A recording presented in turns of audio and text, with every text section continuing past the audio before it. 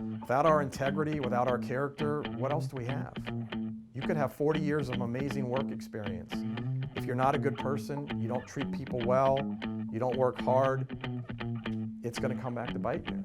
So those are some of the intangibles that I tell when I'm talking to folks who are looking for experience.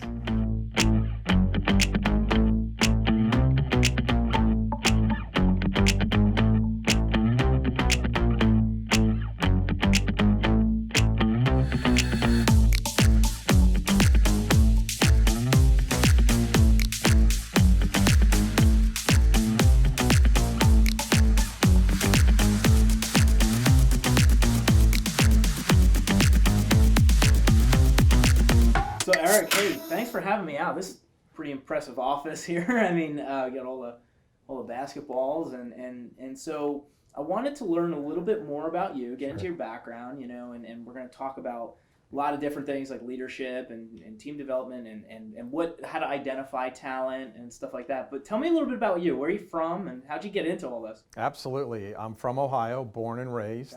Okay. Went to The Ohio State University, very proud of that. Yep. And graduated, got into sports communications at a pretty early age. I love sports, and my major was in the School of Journalism. So Specific sport you were interested in, or just sports in general? Growing up in Columbus, I joke, the only pro team we had was college football.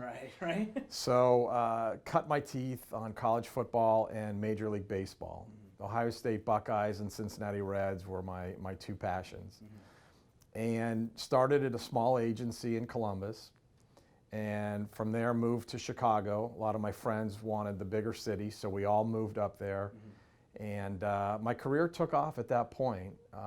I realized that communications was my passion, and anything I could do to bring sports into the mix, I did. So for example, my first client was with Procter & Gamble, and it was Crest toothpaste. But I'm hearing product placement. That's what Procter & Gamble. Well, but Crest sponsored a program tied to the Cincinnati Reds and the Cleveland Indians, where every time one of their players got a base hit, they would donate money to charity. Oh. Then they'd get a local sponsor to match it. So even though 95% of the work I did had nothing to do with sports, that 5% that did was really what made it worthwhile to get up and go to work each day. Yeah. And that took me to Chicago, where I worked at Ketchum. I worked on Motorola, was a client, and they sponsored the PGA Tour Western Open. So again, 90-some% was cellular technology and cellular phones, new products, but just enough with sports to really light the fire and keep the passion going. So sponsorship, connecting brands with sporting events and stuff like that was your main focus? Exactly, but always from the communication side. I was then recruited out to Nike. I moved out to Oregon. My family loved living out there, and I worked as the... Heard a lot of green. It's very green out there. Very green, very rainy. Yeah.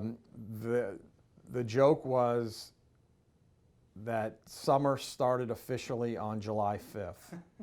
Because from July 5th through Thanksgiving, you never got rain, and it was beautiful. Yeah. But there were a lot of gray days, a lot of rainy days, but it was an amazing place to live and work. Loved my time at Nike, and it was there where I really started getting the sports marketing itch. I was on the communications side. I was the manager of the USA region, all basketball, high school, college, pro, uniforms, apparel, branded activities. I handled all the communications around it. But I knew that sports marketing really was my passion. So I was close to the marketing side, but I handled communication, and then left Nike to go work at Home Depot here in Atlanta. And that's what got me to Atlanta. I was fortunate enough to handle communications around Home Depot's marketing, sponsorship, and advertising initiatives. So it's amazing when I think back. I got to work 2 Olympic Games, wow. Athens and Torino, Italy. Yeah.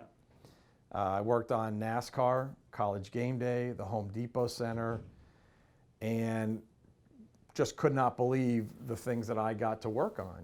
But I also knew that, number one, I was kind of done with the corporate world. Mm-hmm. And number two, I was going to get into sports marketing one way or another.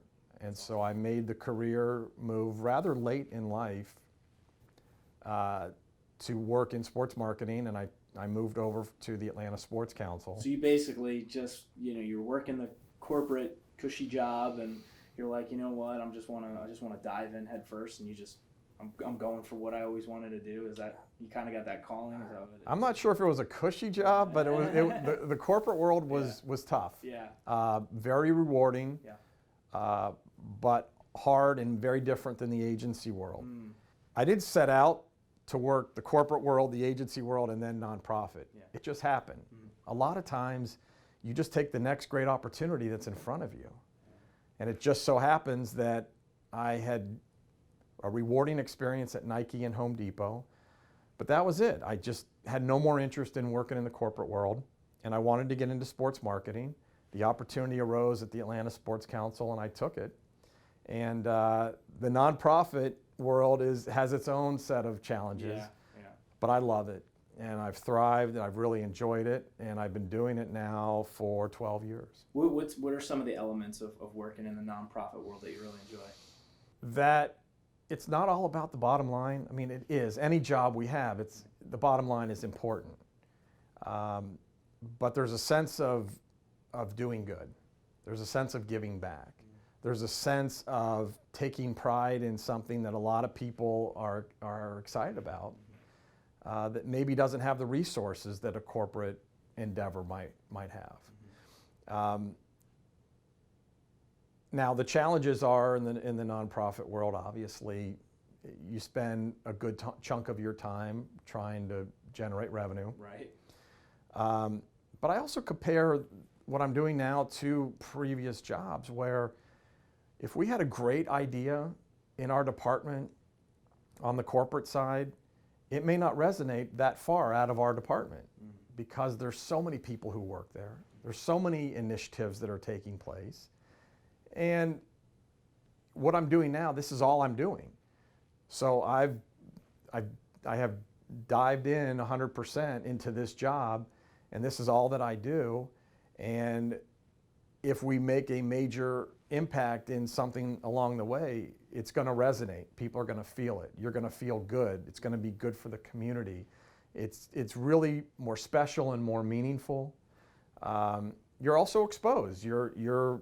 If it's not successful, you're not hiding behind walls in the corporate world. Right. And so I learned that pretty early on, but it's sports. People like sports. You're giving back. You're making something bigger and better, and you're front and center in all of that. And that's what's been really rewarding. So talk about some of the specifics that you do in your present job. Absolutely. I'm the executive director of the Atlanta Tip-Off Club. The organization was founded in 1956 by a handful of folks who love basketball and try to do something to draw attention to the game in Atlanta where it's so football centric. So they did that for about a decade. And then in 1969, the founding fathers decided that they wanted to grow the brand nationally. So they came up with an idea to create a National College Basketball Player of the Year award.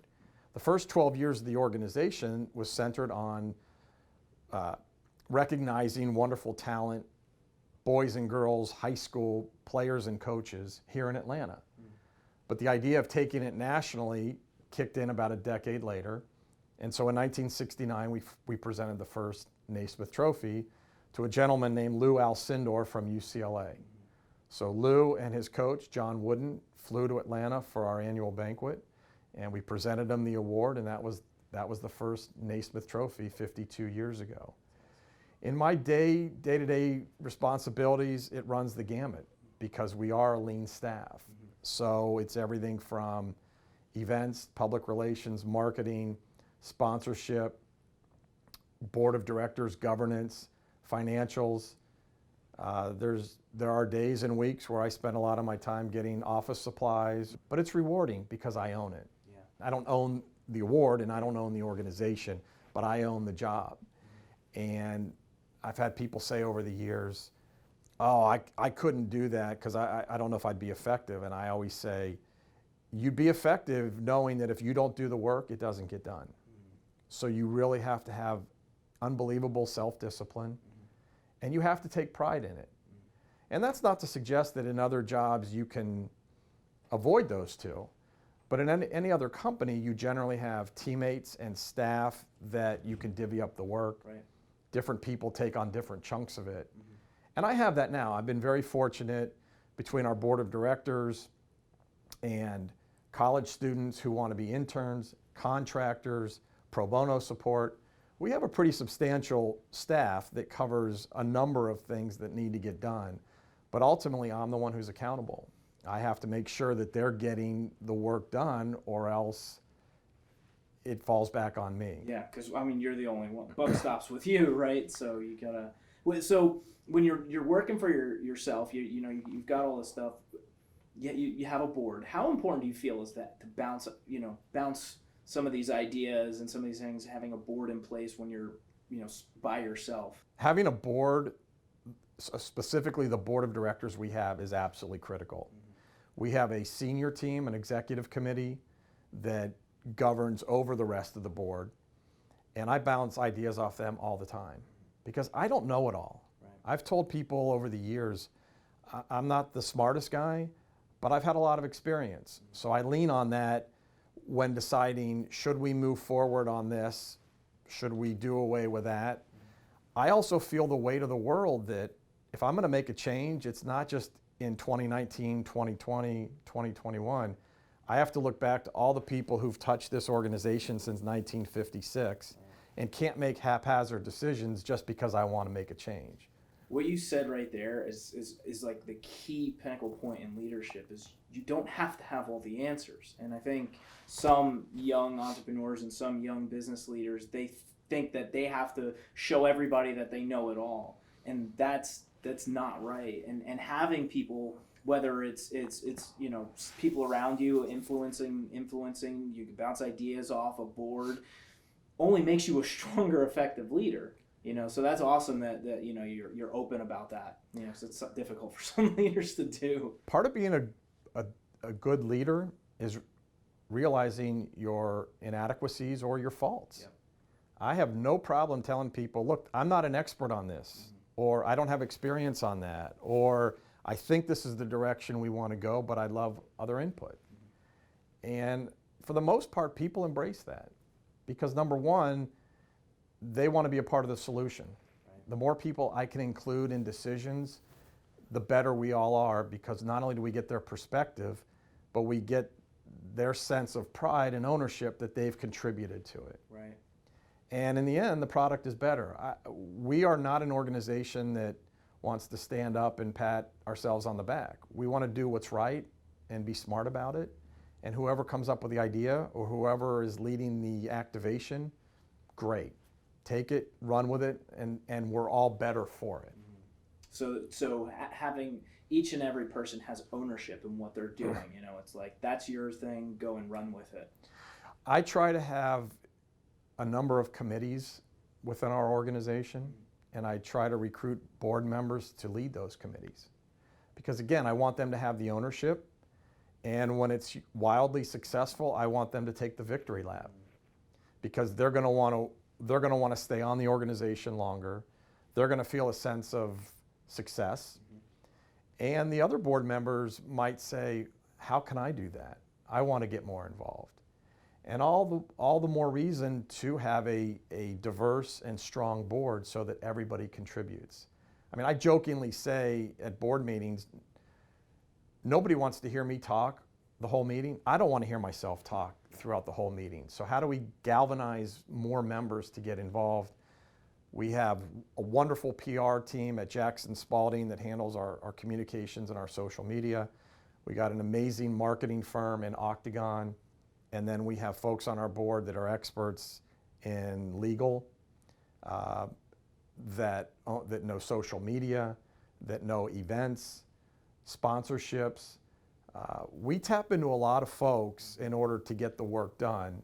Specific people for specific jobs, specific vendors and specific that understand that. Without question. Yeah. Either part of our board or external. Yep.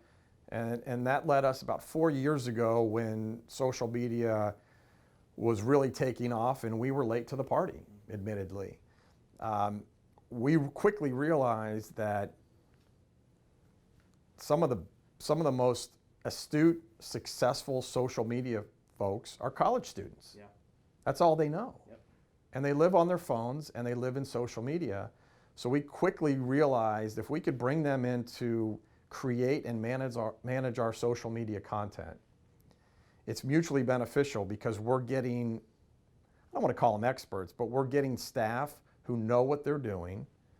Generally, we want people that love basketball and they want the experience. I can't tell you how many times people have come to me after they've graduated and they say, I can't find a job because I don't have the right experience or I don't have any experience. Yeah. And so we're trying to give them experience as college sophomores, juniors, seniors.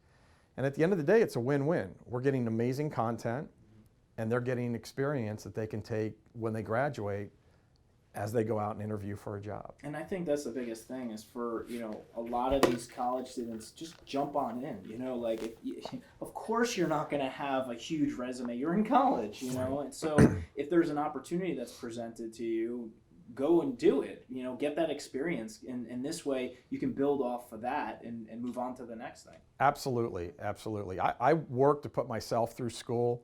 I was kind of a grinder. My grades were nothing ever to brag about. Yeah. But I understood growing up at a young age where I had, if I didn't pay for it, I wasn't going to get my degree. So I have a soft spot when I see students like that are grinding, that are working, that are balancing a number of things to get themselves through school. And I'll go out of my way to help them, whether it's advice or experience.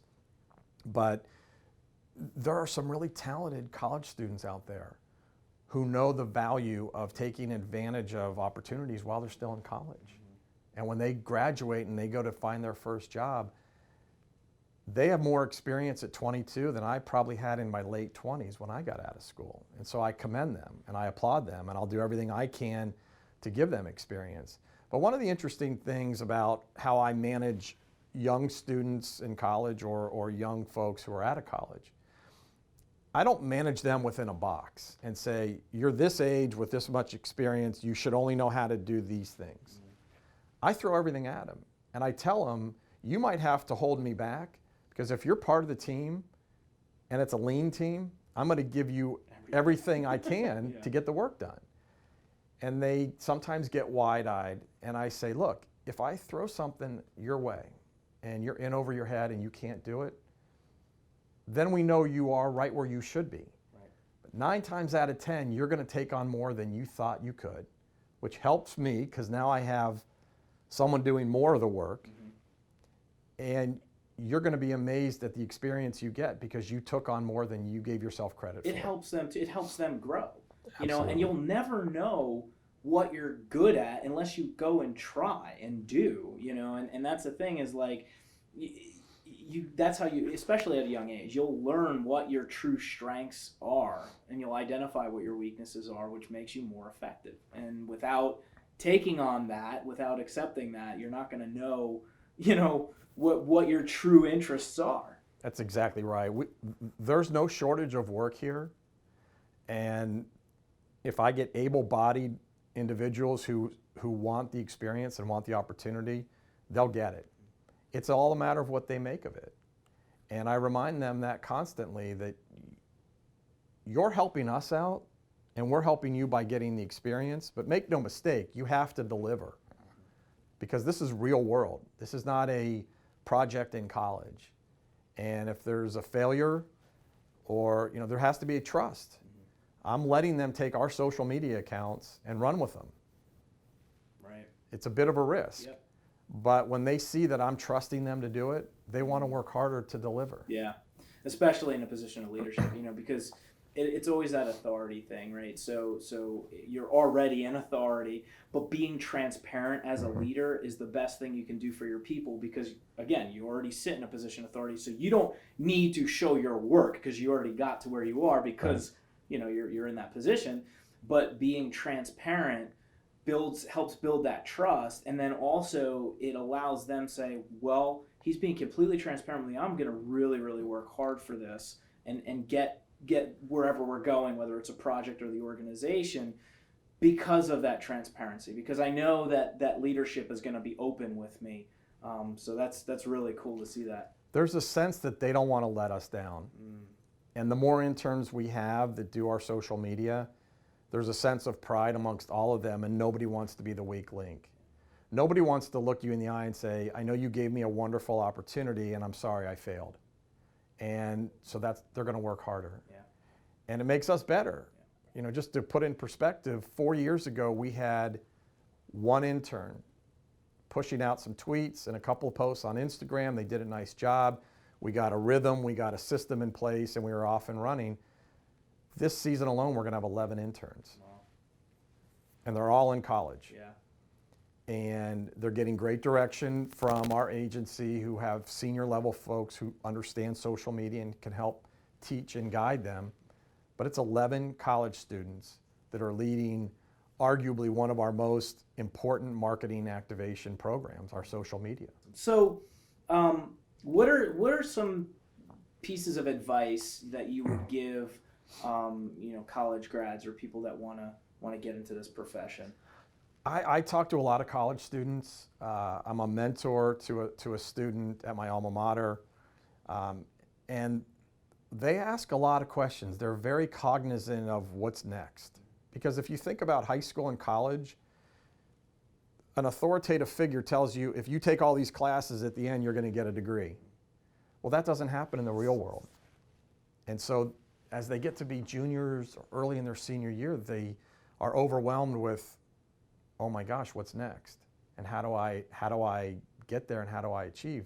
So they ask me a lot, and I tell them all the time, I'm not the expert here, but I have a lot of experience. I'll share with you my experience both as someone your age looking to break into the workforce and hiring people over the decades.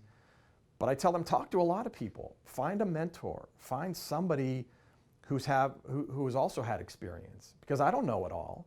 All I know is what I've experienced. Some of the things I tell them are network as much as humanly possible. In today's world, it's never been easier with LinkedIn and social media, with cell phones. You get their number and you can send a quick text if you need advice. So you should always look to connect with people as much as humanly possible. Get experience. Volunteer for anything and everything. So in the sports world, I tell them, you might be the person handing out media credentials before a game. You might be the person making copies and handing out statistics at halftime. Some of it's not terribly glamorous, but it's something you could put on your resume. Oh, yeah. And what they don't realize is it's not just putting it on your resume, it's the person that you're working with or working for in 5 years could be running a department like that. It's so funny because, it's exactly the same in the movie business, right? Because the movie business is a very tight-knit crew. People work with the same people all the time. And a lot of people say, well, how do I break in? It's like, well, you need to be willing to do some of those less glamorous jobs. Because what you're doing is you're building the relationships with these people that eventually are going to hire you. And you also, your classmates too, you never know who's going to pop up and who's going to get a different position, that could, because you networked, right? You stayed in contact with all your classmates. That's an opportunity, or you can collab with somebody. So yeah, taking those less glamorous jobs in the beginning to achieve what you want for the future is important. And what they don't realize a lot of the time is they're being tested. So they think they're showing up and doing a job and then they're done and they'll put it on their resume and they'll move on. What they don't realize is that could be a future employer who's looking to see, will they do the work? Yep. Will they complain about it? Will they work hard? Will they say, give me more opportunity? Will they complain that it's not glamorous enough? It's all a test. Yep. So networking, getting experience. I tell them all the time, be willing to move. Be willing to take on a job that doesn't sound like perhaps the best job in the world. Go do it for 18 months or 2 years and move on and get experience and pad your resume and make connections along the way. When I talk to students, I always ask them, who in this class is majoring in CEO? And they all look at me kind of funny, like I misspoke. And I say, when you guys graduate, are you going to be a CEO? And then they realize what I'm saying. We all start from somewhere. We all have a background where when we got out of school, our first job was in sales or marketing or events or anything. Yep. And eventually you bounce around and move around and you work your way up.